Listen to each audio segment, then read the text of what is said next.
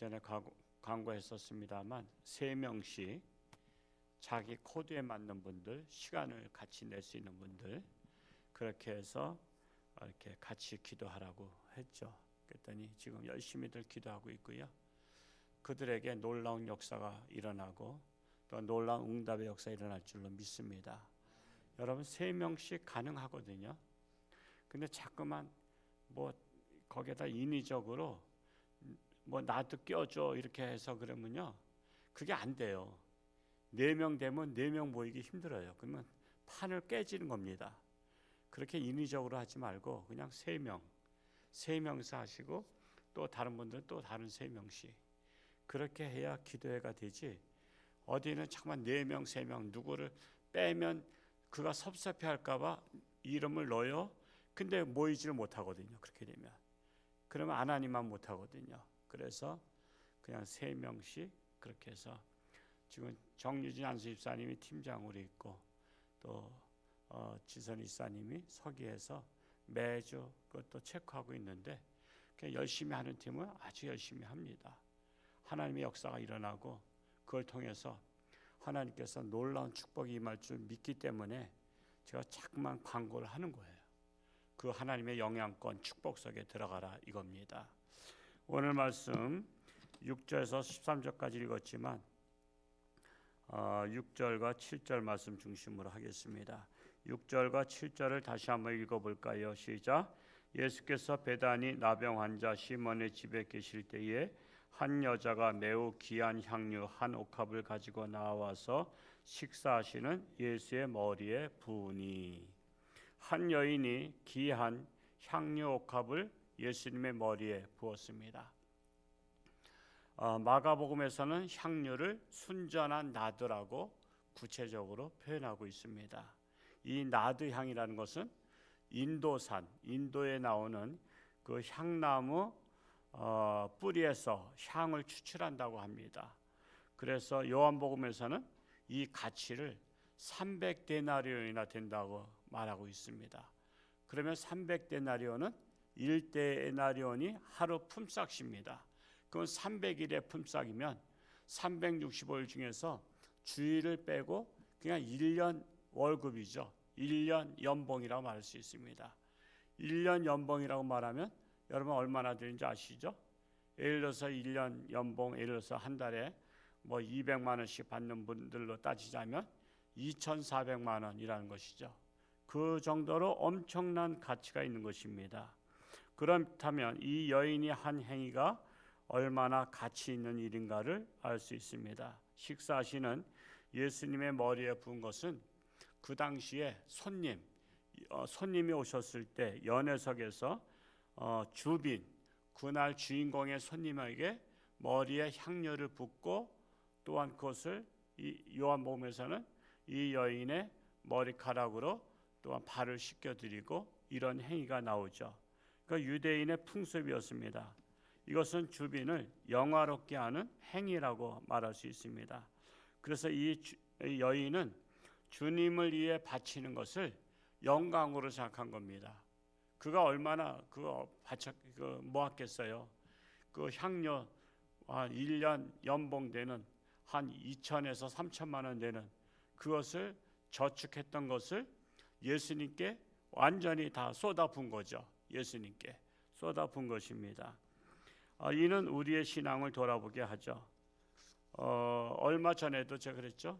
미국에서 어떤 재벌이 10조인가 도는 재벌을 그 돈을 재단에 바쳤죠. 가난한 자들 여러 자들한테 사용하게 하라고.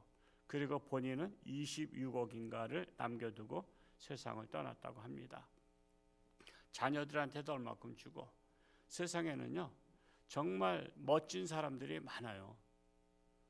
저도 제가 연세대 대학원 행정 그걸 교육학을 제가 했기 때문에 거기서 매달 와요. 매달 그 신문이 옵니다. 동문들한테. 거기 보면은 그 이제 자랑스러운 이제 그런 것들이 나오잖아요. 자랑스러운 동문상. 그리고 매달 보면은 학교에다 기부하는 분들이 있어요.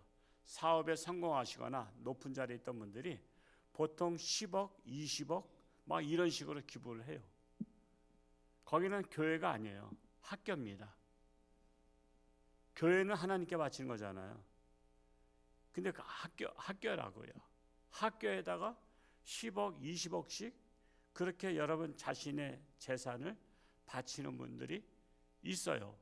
그러니까 매달 제가 신문을 쫙쫙 보면은 자랑스러운 동문상 이렇게 하고 또 그 총장에게 장학금을 바치셔서 인재를 양성해 달라고, 아니면 어떤 건물을 질 수 있도록 기금을 내고 이런 것들이 있어요. 그러니까 그것은 세상 사람들이지만 세상 사람도 이렇게 10억, 20억을 이렇게 유익한 데 쓰도록, 가치 있게 쓰도록 하는 분들이 없지 않아 있습니다. 어떤 분은 김밥 할머니 평생 모아서 학교에다 바치기도 하죠. 그게 자신이 정말 존귀한 자로 이 땅에 살다 가는 분이에요. 그게. 근데 이제 거의 다 그렇게 못하죠. 왜 못하죠? 아깝잖아요. 내가 죽도록 했는데 그 아깝다고 해도 다 쓰지도 못해요. 또 평생 다 못 써요. 여러분 부자가 될수록 더 밥을 잘 안 먹는 거 아시죠? 더 안 먹어요. 지금 우리나라가 부자가 되니까 쌀을 안 먹잖아. 지금 쌀을 안 먹어요. 지금 다른 거 간식 먹어. 간식. 여러분 지금 예를 들어서 뭐 숯불구이 같은 데 가서 먹으면 뭐 1인분에 얼마씩이야. 그거 시커 먹잖아. 제가 어렸을 때 그 잔치나 이런 추석 때 돼지를 잡아요. 돼지를 100근짜리 잡으면 보통 이제 그것을 썰어. 그래서 이제 저울 이렇게 이제 저울로 재가지고 보통 한 근 정도 사가고 반근 사가는 가정도 있고, 한 근 사가서 가족이 먹으려면 어떻게 되죠? 잘게 썰어서 국에다가 몇 개씩 넣어야 돼요. 저 그렇게 먹었다고요. 그래서 국에 서너 개가 떴으면 오늘 많이 엄마가 나한테 많이 줬네 이렇게 좋아했단 말이야. 서너 개 뜨면. 근데 지금은 얼마나 많이 못 먹어요. 배가 부르도록 못 먹잖아. 그냥 밥을 안 먹는다고 배가 불러서 지금 쌀을 안 먹는 시대가 된 거예요. 지금 그렇게 우리나라 잘 먹고 잘 산다고. 그 얼마나 감사합니까? 정말 너무 감사한 거야. 정말 이렇게 살 수 있는 나라가 된 거. 그래서 외국 사람들 우리나라 천국이라 그래요. 우리나라 천국이라고. 맨날 천국이 싸우고 지지볶고 하지만 그래도 천국이라고 합니다. 그래서 이 여인의 행위를 통해서 우리 자신들을 돌아보게 돼요. 나는 나의 재물을 누구를 위해서 사용할 때 가장 영광으로 생각하는가를 생각해 보시기 바랍니다. 그래서 우리가 하나님 앞에 드리는 헌금에도 자신의 마음이 담겨 있어요. 내가 주님을 1순위로 생각한다면 주님은 나를 1순위로 생각하실 거예요. 그렇죠? 내가 가장 귀하게 생각하면 그도 나를 가장 귀하게 생각하고, 내가 그를 가장 푸대접하면 그도 나를 푸대접하는 거 아시죠? 상대적입니다. 우리 교회가 뭐 어느 교회나 다 그렇죠. 주님을 1순위로 생각하시는 신앙인들은 제가 볼 때는 한 10%는 되는 것 같아요. 10%. 그러니까 10분의 1은 대개, 이게 파레토의 법칙에도 78대 22가 있지만 보통 주님을 1순위 생각하는 분들은 어느 교회나 10%가 있고, 또 2순위를 생각하시는 분들이 한 20%, 3순위 생각하시는 분들이 한 30%, 마지막으로 4순위가 한 40%. 그런 걸 알 수 있어요. 여러분은 주님을 몇 순위를 생각하셔요? 1순위? 우리가 각자가 나름대로 생각해 보시기 바랍니다. 그러자 이렇게 이 여인이 향유를 300데나리온 되는 가치의 것을 붓자 제자들은 붕괴했죠. 붕괴했다는 것은 뭐죠? 그들에게도 주님은 제자지만 1순위는 아니었다는 거예요. 그들의 마음속에 1순위가 아닌 거예요. 아까운 마음이 드는 거죠. 여러분 사랑하면 아까운 마음 안 드는 거 아시죠? 그래서 내가 가지고 있는 귀한 것을 줘보면 알아. 누구한테 줄 사람들을 쭉 대보고 아무것도 나랑 관련이 없는 사람한테 주려면 아까워요, 안 아까워요? 아깝죠, 당연히. 지나간 사람한테 그냥 주려고 그래 보세요. 한 돈 100만 원 주려고 해보세요. 아깝지. 근데 자식한테 주려고 그러면 아까워요, 안 아까워요? 더 못 줘서 미안하다는 거 있죠. 더 못 줘서 미안하다.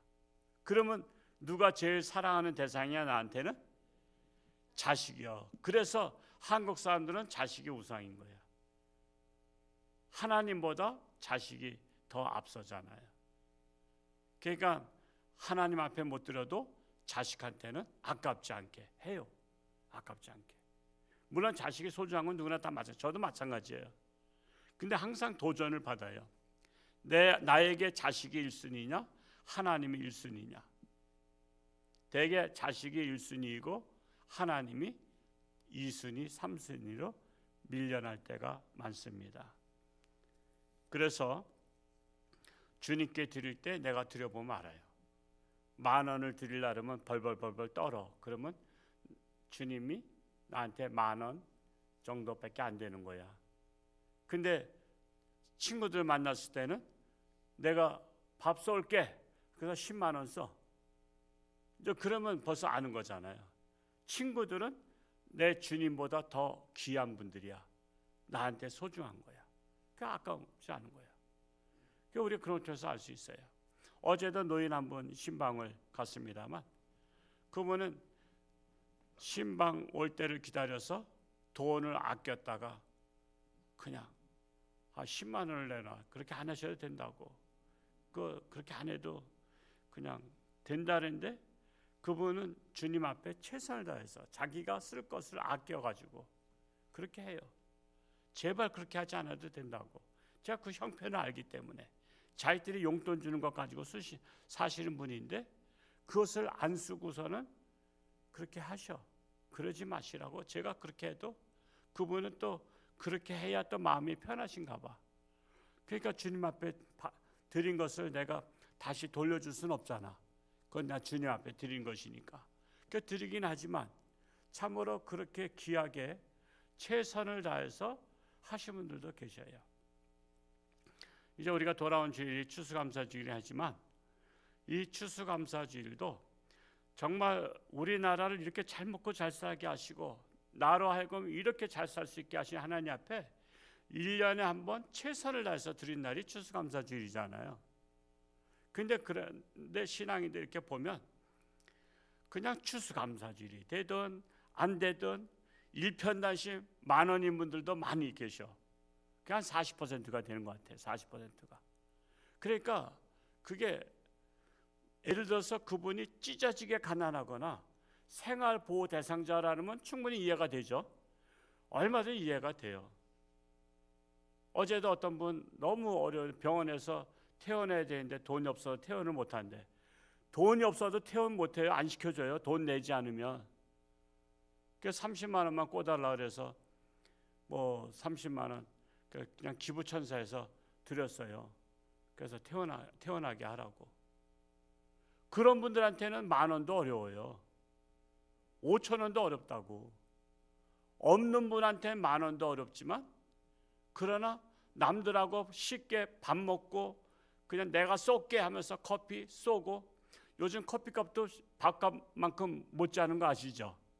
막 그냥 떨려. 그냥 8,000원씩이 나가. 어떻게 커피 한 잔에 8,000원이야. 내가 볼 때는 800원이면 딱 맞겠구만. 그래서 우리 카페에서 자네 마시라고 카페에서 1,000원이면은 한 잔 뽑잖아. 또 그것 통해서 선교사를 후원하는 거잖아. 그러니까 카페에 와서 마시면 여러분 선교사 후원도 하고요. 이래저래 좋은 거야. 그냥 장희수 권사님이 그렇게 고생하면서 저 커피 갈고 닦고 이렇게 하면서 하잖아요.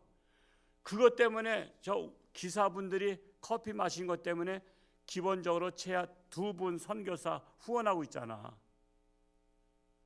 저 자판기를 누가 그게 한 10년 동안 저렇게 책임지고 하겠어. 20만에서 30만 원 나온다고. 그 선교사 30만 원 나올 땐 3분 도와주는 것이 되잖아. 그런 일이 얼마나 가치 있는 일인지 몰라요. 그건 그 권사님이 헌금하는 것과 같아. 그분이 아니면 맡을 사람이 없거든. 그러니까 맡아서 한다는 게 그분이 헌금하는 것 같은 거야. 티끌모아 태산이라고 기사분들이 우리 커피 맛있다고 여기 와서 마시거든. 저 마트보다 여기가 더 맛있대. 그냥 최고의 맛있는 커피를 서울에서 싸게 사다가 기름값은 자기가 들이고 자동차로 갔다 오는 기름값은 자기가 들고 커피를 최대한 맛있는 거를 저 서울에 어딘가 이때 마트인가 어딘가 그거를 사다가 어디야? 코스트코인가 거기 가서 그거 사는 거야. 그렇다고 기름값을 청구하는 것도 아니야. 자기 자동차 타고서는 자기 기름값 들여서 거기 가서 그걸 사다가 그걸 넣는 거야. 그러니까 기사 아저씨들이 벌써 커피 맛을 알고 와서 그걸 마시는 거야. 그러니까 그걸 통해서 선교사 2-3분을 우리가 매달 후원하게 되는 거야. 그러니까 이런 것들이 굉장히 작은 것 같지만요, 엄청 귀한 일이에요. 엄청 귀한 일이야. 그래서 장희수 권사님은 100세가 돼도 그 몸매일 것 같아. 100세가 돼도 워십 잘하실 것 같아. 그냥 지금 70이 넘었지만은 80세에도 그거 할 것 같아. 그냥 초청잔치 때는 늘 전속 워십 그 가수야. 전속 워십 가수. 그냥 80대도 90대도 그분은 그냥 하도록 할 거야. 아마 하나님께서 워십을 하게 하기 위해서 안 늙게 하실 것 같아. 그냥 그 날씨나 몸매를 계속 유지하게 할 것 같아. 그러니까 우리는 각자 달란트대로 우리 하나님 말씀을 볼 때 이 말씀을 통해서 정말 어떤 것이 귀한 것인가, 그리고 나는 그렇게 할 수 있는가, 이 옥합을 깨트린 이 여인처럼 나도 주님이 나의 인생의 1순위가 되는가, 이런 것들을 생각해 볼 수 있어야 된다는 것입니다. 우리 여기 리프트가 이제 기본 구조물을 했어요. 이제 거기다가 이제 강화 유리를 또 딴 팀이 와서 또 이제 그 다음 주에 끼우기로 했어요. 그리고 이제 이렇게 하면 이쪽을 다시 이제 잘라내고 미다지르다 이렇게 해서 어르신들이 이렇게 올라오실 수 있도록 하려고 그래요. 사실은 저것도 하기 어려웠어요. 저게 한 4,300만 원 들거든. 별거 아닌 것 같아도 요즘에 철 비싸졌고 다 비싸서. 그런데도 많은 분들이 십시일반하셨어. 또 어떤 분은 또 1,000만 원씩 2분이 하셨기 때문에 그게 또 되는 거야. 그게 그렇지 않으면 되게 어려웠어요. 왜냐하면 이 짧은 기간 동안에 벌써 계약금, 중도금 3천만 원 나갔거든. 물건 들어오면은 또 중도금 주기로 했거든. 그러니까 이것이 돼 있지 않으면 이게 목사님 빨리 돈 주세요, 돈 주세요 하고 돈에 쪼달리면 제가 어떻게 견디겠어. 근데 그냥 또 이렇게 하신 분들이 계시고 십시일반 하신 분들이 계시기 때문에 중도금 어제 또 나가고 또 다 완공하면은 잔금 또 나갈 수 있도록, 그래서 목사로 하여금 빚쟁이한테 쪼들리지 않게 해서 얼마나 감사한지. 이제 이걸 통해서 우리 장애인들도 휠체어 타고 오시면 이렇게 들어올 수 있도록 그렇게 해드리려고 하는 거야. 오고 싶어도 못 오잖아. 그 계단이 얼마나 힘들어. 저같이 70도 안 된 사람도 힘든데 80, 90대이신 분들이 얼마나 힘들까. 그래서 그것들을 진작 못한 것이 참 죄송한데, 이것들이 바로 하나님을 사랑하는 분들에 의해서 하나님의 성전이 아름다워지는 거예요. 그리고 많은 분들이 같이 혜택을 보고 은혜를 받을 수 있는 이 공동체 자리에 참석하게 되는 것입니다. 그래서 우리 홍천주와 함께 여러 모양으로 이 옥합을 깨트린 여인과 같은 마음을 가진 분들이 참으로 많다는 것에 감사를 드리고, 우리 모두가 늘 주님을 사랑하는 마음이 1순위가 될 수 있기를 축복합니다. 기도하겠습니다. 할렐루야. 고맙고 감사하신 아버지 하나님, 오늘도 추운 날씨지만 하나님의 전에 달려나와 주님의 말씀을 들으며 다시 한번 자신을 돌아보며 다시 한번 내가 주님은 나의 마음의 몇 순위인지를 돌아보게 하시니 감사합니다.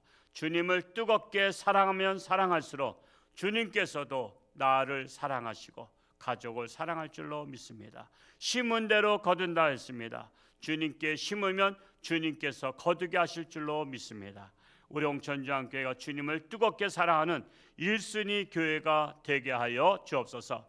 리프트 공사도 안전하게 또한 지어지게 하시니 감사합니다. 유정의 밀을 잘 거두게 하시고 많은 장애인들과 노약자들이 많은 혜택을 누려서 함께 예배 자리에서 은혜 받는 시간 될 수 있도록 축복하여 주옵소서.